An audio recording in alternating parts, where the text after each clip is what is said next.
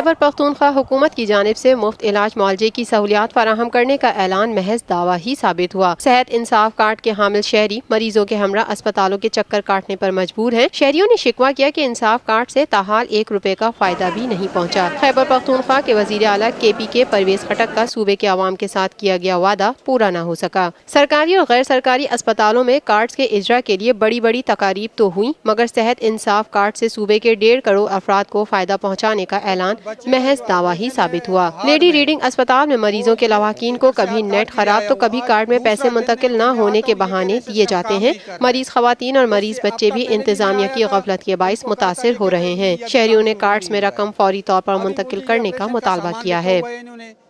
اور دوائیاں یہ کہہ رہے کہ ہمارا سسٹم